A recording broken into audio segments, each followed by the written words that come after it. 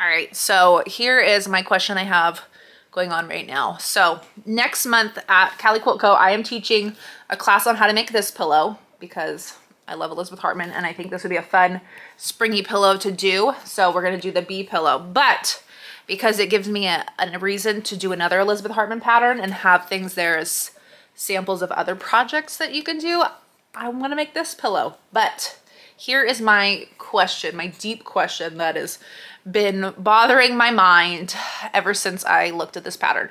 So as you see in this pattern, they're using just checkers. It's her wovens, her kitchen table wovens, I think. Kitchen table, I think that's what they're called. Yeah. Yes, kitchen window, not kitchen table. So she's using her wovens, which are just plaids and stuff, and super cute. But as I've said before, I like to be a little extra. I like things to be a little dorky. And so 2 parts. My plan is to make this little kitty head. Like right now it's just, that's a big piece there. And then the ears and the parts of the eyes. I'm going to try and figure out how to make it look like Trixie because she's got gray here and then it goes up. Oh, she's watching a spider. She's not going to look at me. So she's got like almost like a reverse widow's peak where it goes up white here. So I'm going to figure out how to do that on my sample one just to kind of make it fun and a little goofy. But my real question comes to the pajamas. So with the wovens, there's no like, this is up, this is down. But if I was to use a directional print, which way would I make the directional go? Because obviously, like, I brought this one as a visual, so you would think it would go this way, so then the dinosaurs would be up right here and up right here. But if I was a cat and this was my pajama shirt and then I turned sideways, my dinosaurs would be like that. So here's where I need your opinion. Should I, at any point that I do this, make goofy pajamas, because why not? Should I have them going directionally upright, or I guess anatomically correct, where if I was a cat wearing pajamas, I'd be going sideways? Tell me what you think. That is my predicament. I haven't decided what pajamas my Trixie cat's gonna wear, but I do know they're probably gonna be goofy ones because it's Trixie. So tell me what you think. What are your thoughts? How cute is that?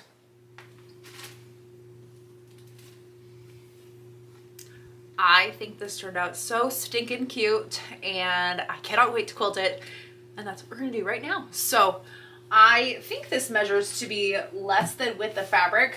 So I bought the purpley pink flower background to be the backing. So it's this print right here.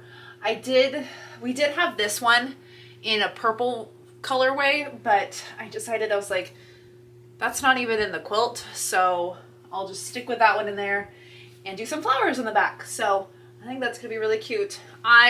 In my fabric buying from last year, I had this one in a 1/4 yard and I also had it in a 1/2 yard. So I used the 1/4 yard in my hearts. So now I have a 1/2 yard that's gonna be my binding. So win-win, I didn't have to buy any binding because I already had it. And I'm gonna use the Glide linen thread. It's one of my favorite like neutral colors. And I think I'm just gonna do the Cakewalk pantograph, which is just kind of loopy all over. I thought about doing flowers, but then more flowers on hearts. It just felt like a lot was going on. And so I really wanna just let the hearts and flowers shine on their own without quilting anything more over it. And I think the Cakewalk will just add a little nice little loopy cutesy texture, and it'll just kind of show up on the back a little bit. And so that is my plan. I think I have a batting chunk big enough, or small enough really, left over from other quilts. So let's go get this loaded on my long arm because I don't have to piece this.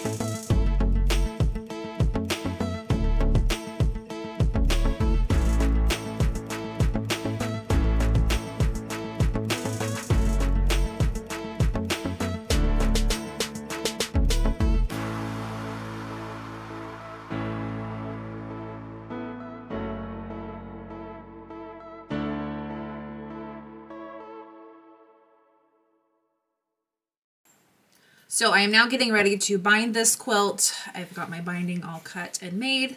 It said 5 strips, but I'm hoping I can get away with 4 just because I didn't want to have a bunch of waste. But I know a lot of you have asked if I have quilt tags, and yes, I do. So when I give a quilt to a specific person, that's kind of when I tend to put on my quilt tags. I got these from Ever Emblem. This is just one version. I have a second version of this. Let me see if I can find them. And so I had a family friend of ours design them for me. Here's the other one. And this is I've had these since before I got Trixie. So that's why this isn't Trixie. This is my first cat, Elroy. And so she did this one. And I was like, well, can you do like a cutesy version? And so she was like, here's 2 different options. And I was like, actually, I like them both. So I've got 2 different tags. I tend to put this one when I do a baby quilt and this one when I do like a grown-up quilt. So those are my quilt tags. I fold them in half and then it'll go in the seam with the binding. And then when I bind it on the front, I fold this out of the way so then you don't get caught in the seam. My first one, I did it and I stitched right down here and I didn't love it. So I've been folding them out of the way to get the stitching behind it. And then I have my cute little quilt tag. So I may someday have one redesigned with Trixie on it, but for now I've got Elroy, a little grumpy pudge cat. So yeah, I'm gonna get this. I have to peel the paper backing off, but that's the last thing I have to do is put my quilt tag, do my binding, and I don't think I have thread in this pink. I'll have to look, but worst case, I just top stitch it in the linen like everything else is stitched. So let's put some binding on.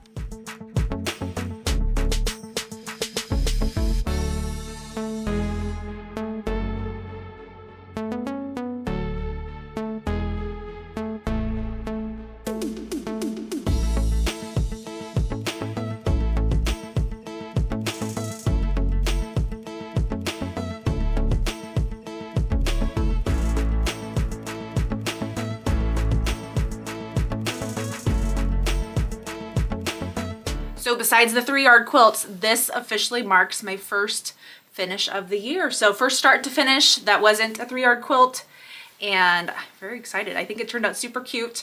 I can't wait to show off some pictures of this to you and gift it. So let me show you how my quilt tag ended up in there. So it just kind of ends up in the corner just like that, kind of hanging in there, a little flappy, but I feel like it's pretty secure in there by being sewn straight into the seam, and I don't have to worry about anything coming off, but super cute. Let me see if I can show you that quilting on the back. So I don't know if you can see it, maybe a little bit, but all right. So now that that's done, I've also got a guild meeting this week. So let's head on out and see what's going on there.